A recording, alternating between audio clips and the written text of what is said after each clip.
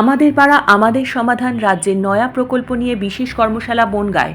সাধারণ মানুষের সুবিধার্থে তাদের নানান সমস্যার সমাধান নিজের পাড়াতেই করতে নয়া উদ্যোগ নিয়ে নতুন প্রকল্প এনেছে রাজ্য সরকার। রাজ্য সরকার এই প্রকল্পের নাম দিয়েছে আমাদের পাড়া আমাদের সমাধান। মূলত সাধারণ মানুষের নিজের পাড়াতেই তাদের বিভিন্ন অভাব অভিযোগ, সুযোগ সুবিধা এবং সমস্যার সমাধান করতেই এই উদ্যোগ নিয়েছে সরকার। এই নয়া প্রকল্প নিয়ে বনগাঁর নীলদর্পণ প্রেক্ষাগৃহে বিশেষ কর্মশালা আয়োজিত হল বুধবার।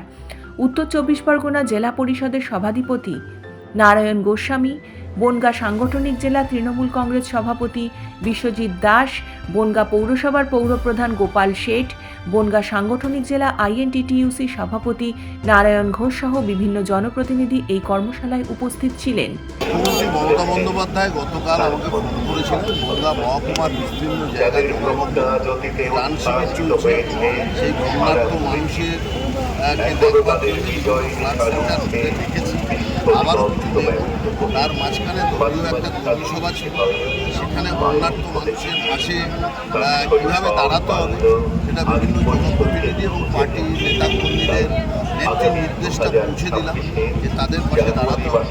পাশাপাশি আমাদের পাড়া আমাদের সমাধান, সেখানে কিছু স্কিম তারা দিতে পারবেন না। 2 তারিখ থেকে 3 তারিখ পর্যন্ত, 2রা আগস্ট থেকে 3রা নভেম্বর পর্যন্ত পুজোর দিনগুলো বাদ দিয়ে মুখ্যমন্ত্রী যে সুযোগ দিয়েছেন, এই সুযোগ পৃথিবীর বুকে এর আগে কেউ কখনো সাধারণ মানুষকে দিয়েছেন বলে আমার সেইটাও বিস্তারিত এখানে।